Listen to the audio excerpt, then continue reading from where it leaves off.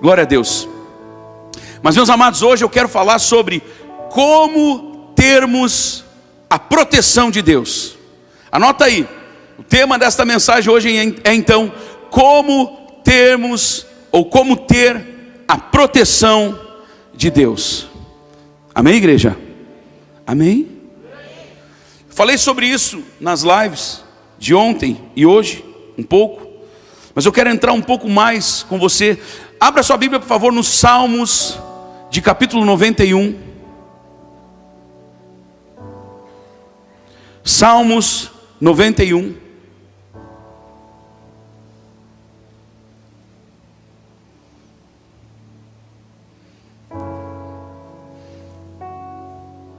Queridos, eu vou contar a história que eu contei na live, porque esse salmo ele marcou a minha vida por causa disso. Era uma noite de terça-feira ou quinta-feira, eu não recordo. E nós estávamos na casa de meu pai, eu era criança ainda.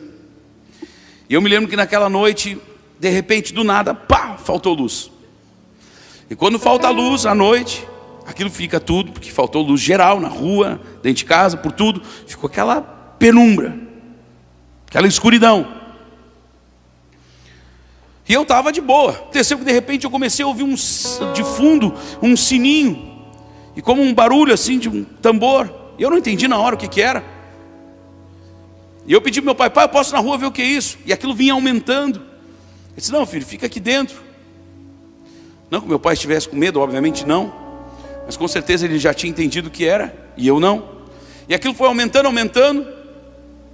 E eu fiquei então na janela, olhando para tentar ver o que era. E aquilo foi aumentando, e havia umas músicas, e aquilo começou a me dar um aperto no coração, e eu era criança. Começou a me dar um aperto no coração, e quando eu olho, vem pessoas vestidas, e tinha uma pessoa na frente assim, que aquilo me assustou demais, estava vestido quase igual o diabo, uma capa preta e vermelha, e aquele som, aquele negócio, aquilo tomou meu coração de um medo. Era como uma procissão do ocultismo aquilo. Eu fui tomado de um medo, de um pavor, queridos. Porque eu senti que aquilo ali não era uma coisa boa. Eu senti um aperto. Fui tomado de um medo, de um pavor. Eu me lembro que eu fui dormir e eu só conseguia lembrar daquelas cenas. E eu não conseguia dormir. E estava quente. E não tinha como ligar o ventilador, estava sem luz, e o medo tomando conta da minha vida, do meu coração, da minha mente. E eu tapado até a cabeça, suando, desesperado. Eu não sei se eu comecei a chorar, ou se meu pai teve uma revelação e veio até o quarto. Talvez ele não lembre disso, mas eu lembro que isso jamais vai ser apagado da minha memória, por causa do que, não do que eu estava sentindo tão somente, mas do livramento que eu recebi da parte de Deus, queridos. E meu pai perguntou: o que tu tens, Samuel? Eu disse: pai, eu estou apavorado, pai.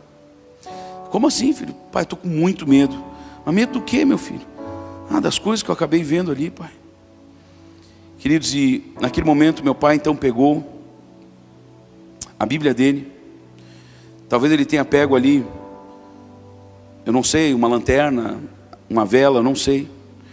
Mas ele pegou ali e abriu no Salmo 91. E ele me disse: deixa eu te mostrar o que a Bíblia diz para ti nesse momento. E diz assim no Salmo 91: o que habita no esconderijo do Altíssimo e descansa à sombra do Onipotente, diz ao Senhor: meu refúgio e meu baluarte, Deus meu, em quem confio. Uma outra tradução diz: aquele que habita no esconderijo do Altíssimo descansa. Ou seja, ele dá um entendimento de que aquele que habita, esse descansa. E quando eu falei na live sobre essa questão do habitar,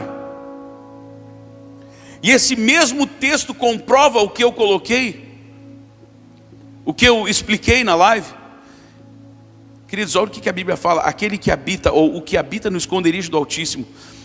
E eu falei hoje, talvez tenha gente aqui hoje que não mora no lugar que talvez sonhou, não mora talvez nem na casa que sonhou, ou na rua, ou no bairro que sonhou. Talvez não seja o melhor lugar da terra. Talvez você até more de favor. Mas eu quero que você comece a encarar primeiro. Não entenda isso como, eu moro de favor. Isso. Não, queridos, às vezes é um socorro de Deus. Amém, igreja? Às vezes é um socorro de Deus, foi uma porta que Deus abriu. Então não encare isso, eu moro de favor. Eu moro debaixo do favor de Deus. E aí você passa de uma vida de reclamar disso, ou de estar amargo por causa disso. Sabe aquela amargura? Eu vivo de favor. E você começa a ser grato por isso. Você sai de uma atmosfera para outra. Você consegue entender isso?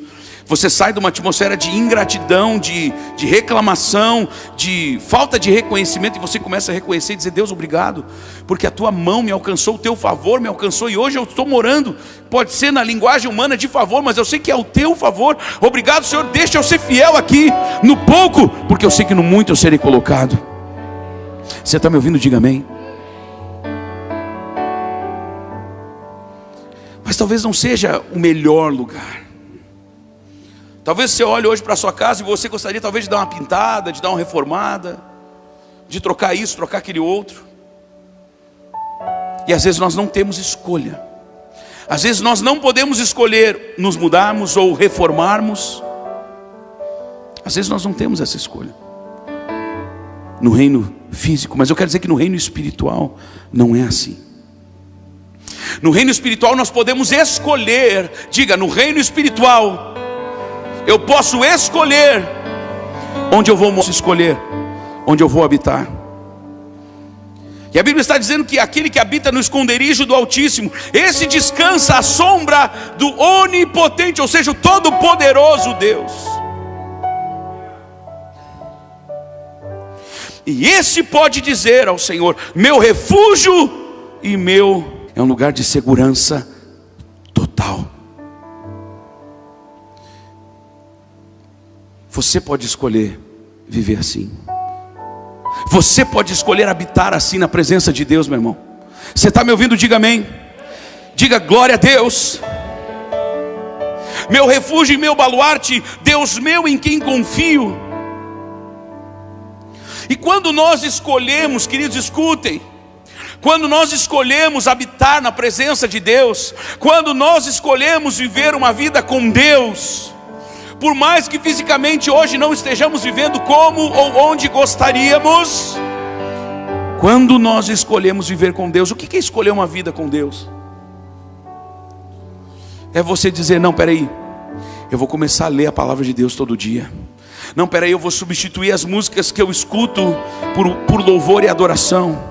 Não, peraí, eu vou substituir o pecado por uma vida de santificação. Não, peraí, eu vou começar a preferir estar na casa do Pai, na igreja, com os meus irmãos, do que em qualquer outro lugar. Porque eu escolho Deus, isso é habitar na presença de Deus. Isso é fazer da presença de Deus o nosso esconderijo, o nosso baluarte. Você está me ouvindo? Diga amém. E quando nós optamos, existem consequências. Nesse caso, boas. Como quando não optamos, quando optamos por outra escolha, quando optamos por não habitar. Tem gente, meus irmãos, tem gente que vive de visitação. A pessoa eventualmente visita a presença de Deus. Nós temos que fazer da vida com Deus, a nossa vida com Deus precisa ser como se nós estivéssemos depositando em uma poupança. Queridos, a vida com Deus não é assim, mas como Jesus usou elementos do tempo, daquela época, para fazer suas parábolas. Eu vou usar uma para você entender aqui, um exemplo da nossa época. A vida com Deus é como se fosse um cartão de crédito, queridos. Se você não tiver aquele cartão black que não tem limite, eu quero dizer uma coisa: você pode até gastar, mas chega uma hora que trava o limite. Você pode não ter dinheiro na conta, mas se você tem um cartão com bom limite, você vai gastando. Só que uma hora esse limite chega no fim. No reino espiritual é a mesma coisa, queridos. Ou nós temos esse cartão black, ou seja, Jesus está nos respaldando, e nós não temos limite na presença dele, amém, igreja? Ou nós estamos ali vivendo, porque de vez em quando eu vou no culto, daí eu recarrego a bateria, ou seja, parece que eu ponho crédito lá no meu cartão, e aí eu posso usar um pouquinho mais. Mas se a gente vai afastando, queridos, nós vamos diminuindo a potência. você não enxerga uma pessoa que é religiosa, ou seja, ela vem à igreja para cumprir um ritual. Opa, peraí, essa semana eu não fui na igreja, eu preciso ir. Queridos, essa pessoa está fazendo do reino de Deus, da igreja, como uma obrigação. Eu não quero que você entenda esse propósito das 7 semanas como uma obrigação. Entenda que é Deus movendo a sua vida num compromisso com Ele, e em cima deste compromisso Deus vai lhe abençoar, meu irmão. Amém, igreja? Você consegue entender? É um compromisso de amor, é um compromisso de entrega, um compromisso onde eu estou dizendo: Deus, eu vou santificar, eu vou consagrar 7 semanas em cima deste propósito, porque eu sei que em Ti está a vitória. Amém, igreja? Você está me acompanhando? Diga amém. Armadilha. Sabe aquelas armadilhas que prendem, né, o animal? As pessoas colocam lá, vamos supor, o caçador coloca, né, uma armadilha de laço, ele prende lá numa vara, que se ela acionada ela vai puxar, o laço vai fechar e prende na patinha do animal. Assim também é feito para passarinho. Esse é o laço do passarinheiro. E quero dizer que o laço do passarinheiro, as armadilhas do diabo, elas estão sempre ocultas, estão sempre escondidas. Então, às vezes nós não vamos enxergar. Eu quero dizer que você hoje chegou até aqui e talvez você não tenha enxergado, você não conseguiu enxergar, mas Deus lhe livrou de várias armadilhas. Você está me ouvindo? Diga amém. Às vezes você chegou até aqui, até esse culto, mas talvez você não sabe, no reino espiritual o diabo estava tramando para você ter uma tragédia no trânsito. Meu pai sempre me ensinou, pastor Onísio, para nós sermos gratos até por aquilo que nós não enxergamos, até aquilo que nós não vimos. Porque se nós estamos aqui, porque Deus tem nos sustentado, queridos. Ele te livrará do laço do passarinheiro e da peste perniciosa. O que é peste perniciosa? O que é perniciosa? São calamidades. Deus vai nos livrar, queridos. Amém, igreja? Deus vai nos livrar, queridos. Eu já fui muito taxado e por gente que começou a tratar a Bíblia como um livro literal e a estudar a Bíblia como de forma literal, uma teologia pura, sem a presença do Espírito Santo, só por algo literal, e começaram a me julgar, que vai dar tudo certo. Eu olhei para ele: queridão, mas que Bíblia que tu está lendo, mano? Onde é que você achou uma palavra na Bíblia que diz para a pessoa: ó, vai dar tudo errado, querido, não importa quanto ora, vai dar, não importa orar, não importa jejum, te rala.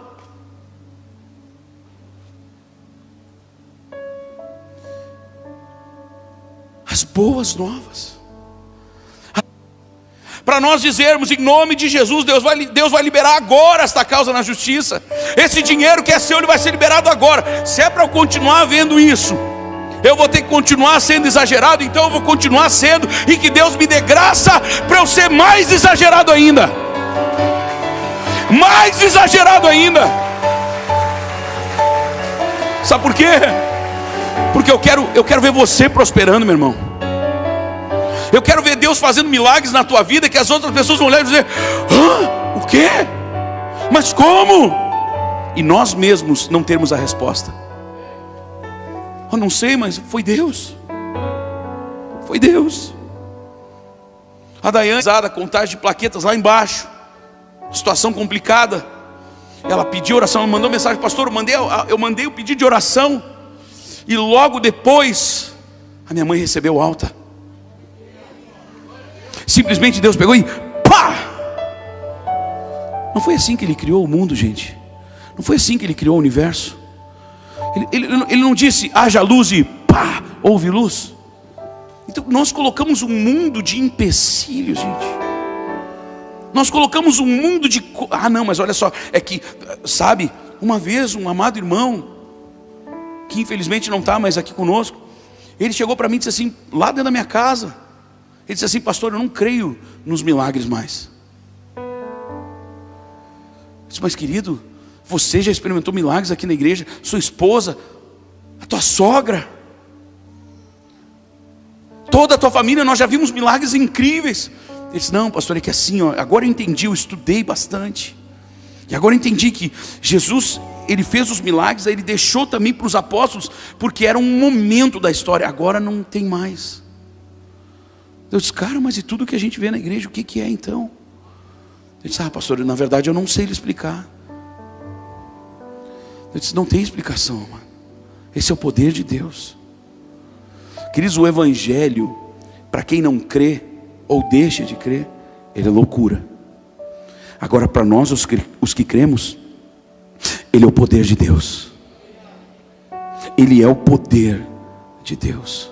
O que você vai escolher agora? O que você vai escolher agora, nesse momento aqui? O que você vai escolher?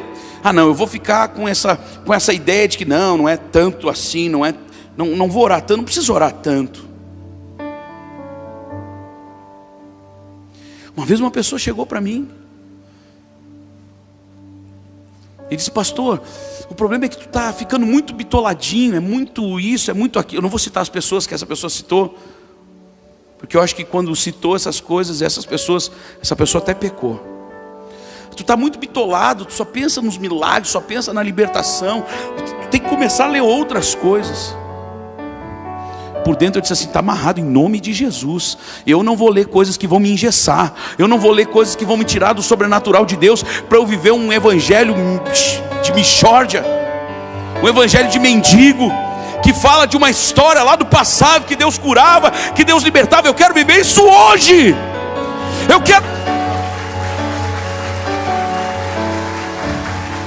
quero viver os milagres de Deus, queridos. Cadê o irmão Batista? Está lá, ó.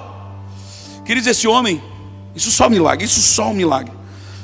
Pedra nos rins, a partir de 0,7 milímetros, já entra em casos onde a pedra precisa ser quebrada, estourada. Às vezes a laser, às vezes outras formas.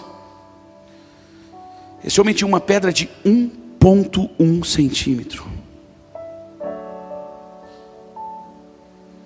A partir de 0,7, que é menos de 1 centímetro, já começa a ficar muito complicado e já é caso para cirurgia. Esse homem tinha uma pedra de 1,1. E num dia de apresentação de Natal, na apresentação de Natal ele veio e pediu oração, pastor, se puder orar por mim, eu estou desesperado, a pedra é assim, assim, assim. Se eu desse ouvido, não para o que ele estava falando, mas para aquilo que a gente tem aqui, ó. Não, isso aí, vamos orar então para Deus abrir uma porta, para você conseguir entrar no hospital, para daí eles poderem fazer. Essa oração até nós vamos ter que fazer às vezes, mas tem uma outra oração antes, que nós devemos fazer, que foi o que a gente orou aqui. Eu disse, Deus, no nome de Jesus, o homem não pode, mas o Senhor pode. Queridos, ele saiu daqui, já estava sofrendo há um tempo com aquilo, né, irmão? Quanto tempo, o senhor lembra? Quanto? 3 meses. 3 meses. Não foi coincidência. Nós oramos aqui nesse canto. Ele saiu daqui, foi para casa, chegou em casa, expeliu aquela pedra. Você pode aplaudir o Senhor? Esse é o Deus que nós servimos, amados. Deus pode fazer qualquer coisa. Ele pode dilatar o canal do Ureté para aquela pedra passar. Ele pode diminuir a pedra. Ele pode fazer a pedra desaparecer e simplesmente não existe mais. Não foi assim que Deus fez na vida da Alessandra? Não foi assim que Deus fez na vida da esposa desse homem, de governador Celso Ramos, em Santa Catarina? Tinha 2 cistos hemorrágicos no ovário, ou nos ovários, e simplesmente não existe mais. Você precisa buscar a Deus. Eu preciso buscar a Deus e fazer do Altíssimo a nossa habitação. Quem habita no esconderijo, escute. Quem habita no esconderijo do Altíssimo, esse começa a ter uma mentalidade diferente. Quem habita na presença de Deus de verdade, começa a enxergar as coisas e entender as coisas de uma outra forma. No reino de Deus, 1 mais 1 não necessariamente vai ser 2, pode ser o número que ele quiser. No reino de Deus, uma pedra de 1,1 centímetro é igual ao rim que não tem nenhuma pedra. Você entende isso? Diga, Deus, eu quero entrar Diga: Deus, eu preciso entrar, eu preciso acessar esta atmosfera celestial, onde tudo é possível ao que crê. Tudo.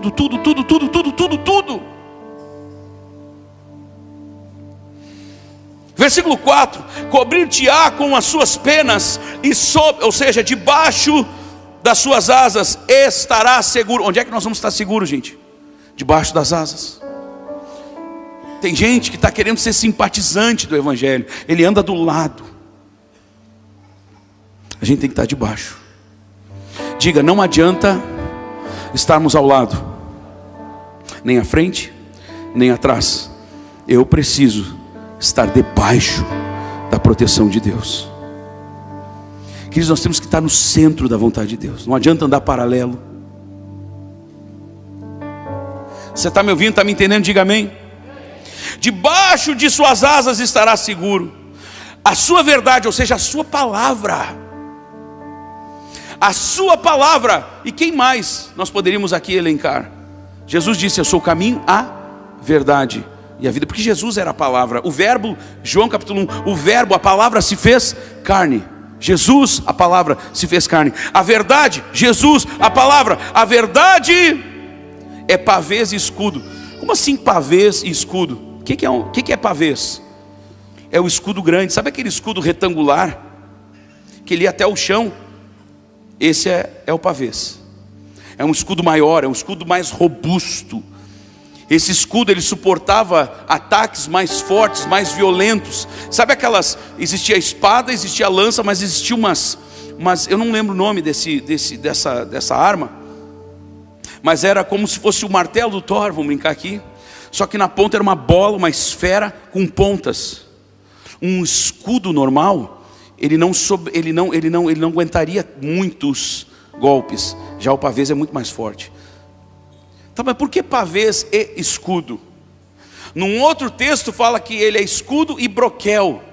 Então são 3 escudos, só que pavês é aquele escudo grande e retangular que vai até lá embaixo. O escudo, ele é um pouco menor. E o broquel é bem pequenininho. O broquel é para uma defesa mais rápida, para nos possibilitar um ataque mais rápido. O escudo um pouco maior, já defende um pouco mais, mas nos deixa um pouquinho mais lento. Já o pavês deixa muito lento. Então o que Deus é para nós? Ele é tudo. Ele é todo tipo de proteção. Ele é broquel, ele é escudo, ele é pavês. Você está me acompanhando? Diga amém. Então olha só, a sua verdade, escute e diga: Deus, obrigado por isso. Diga: Deus, obrigado por isso. A sua verdade é pavês e escudo. Escuta: não te assustarás do terror noturno. Quando meu pai leu isso aqui, fez assim, ó, desapareceu todo o medo que eu estava sentindo, todo o pavor. Na verdade, aquilo se converteu não numa fúria contra as pessoas, mas contra as trevas. Eu era criança, gente. E ali Deus começou a acender. O diabo tentou me colocar um pavor, mas porque meu pai estava posicionado na palavra, ele chegou e me liberou a palavra. Aquela palavra, o diabo queria me colocar um pavor, um medo talvez das coisas. Só que aquela investida do diabo se tornou algo que Deus começou a mover em mim, um senso e a vontade. Eu não entendia isso, mas hoje eu entendo, de trabalhar libertação para as pessoas. Porque o sentimento que eu tive naquela hora foi de que eu havia sido liberto de um terror que estava dentro do meu coração. Um verdadeiro terror. Esse é o Deus que nós servimos, amém, igreja? Não te assustarás do terror noturno, nem da seta que voa de dia, nem da peste que se propaga nas trevas, nem da mortandade que assola ao meio-dia. Olha a palavra de Deus: caiam 1000 ao teu lado e 10.000 à tua direita, tu não serás atingido.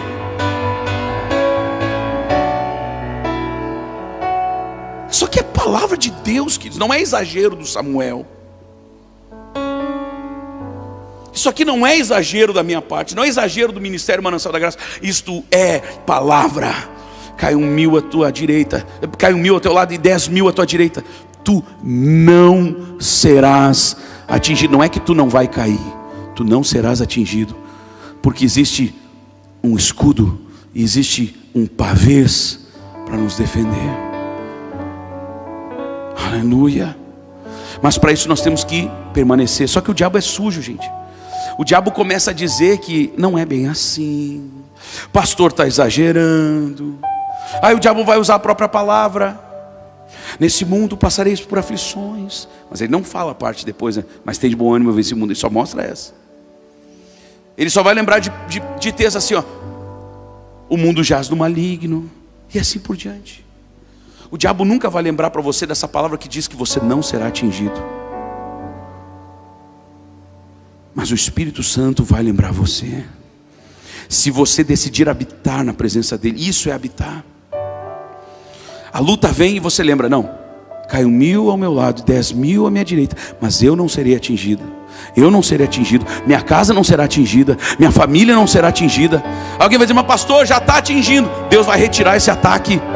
Deus vai pegar a mão do inimigo, vai quebrar a mão do inimigo, vai quebrar as lanças, as setas do inferno, vão quebrar. Deus vai quebrar os anjos de Deus, vão quebrar tudo isso, se você se posicionar em Deus. Se posicionar em Deus, confessar, sabe? Não, a palavra de Deus diz. Não importa o que tu está falando, diabo, não importa o que estão dizendo para mim, não importa o que aquele pastor lá falou. Não, eu vou o que a Bíblia disse. Você está entendendo essa palavra, sim ou não?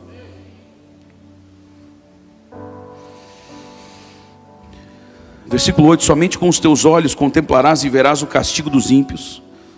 Ou seja, você vai ver o castigo dos ímpios, mas você não vai passar por eles. Os seus olhos vão ver, mas você não vai passar. Diga obrigado, Senhor. Diga obrigado, Senhor. E por que não vai passar? Por que vai cair 1000 de um lado, ou 10.000 do outro, ou 1000 e mais 10.000, e tu não serás atingido? Por quê? Pois disseste, ou seja, porque você declarou, porque você profetizou, porque você proclamou: o Senhor é o meu refúgio. O diabo não quer que você declare isso. O diabo não quer que você proclame isso. Proclame agora, levante sua mão e diga: o Senhor é o meu refúgio. Não, diga com mais vontade, diga: o Senhor é o meu refúgio. Diga: o Senhor é o meu refúgio. Diga: o Senhor é o refúgio da minha casa, é o refúgio da minha família. Diga: o Senhor é o meu refúgio, o Senhor é o meu refúgio, o Senhor é o meu refúgio.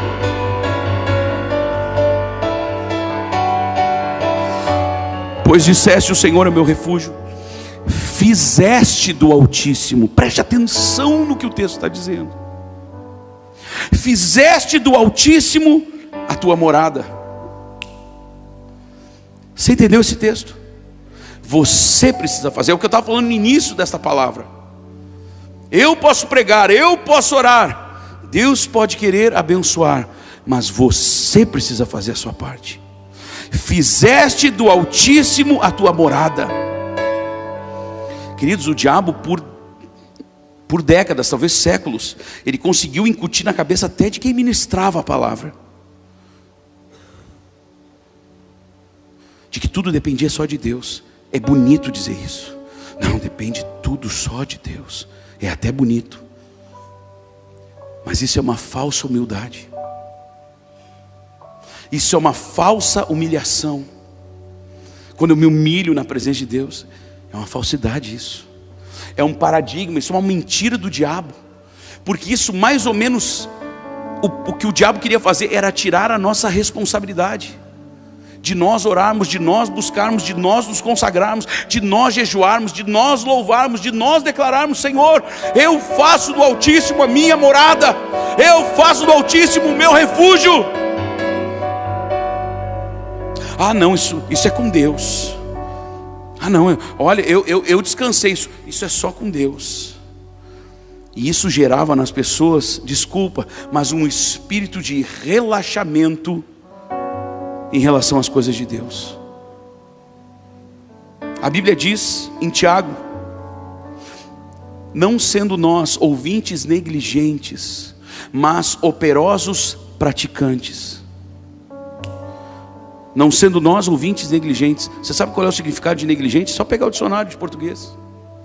Negligente, primeiro significado, e eu acho que é o mais brando, Negligente, primeiro, preguiçoso. Uma preguiça para ir no culto hoje, está quente, essa onda de calor, mas Deus me ama, não tem problema, né? Eu vou assistir de casa.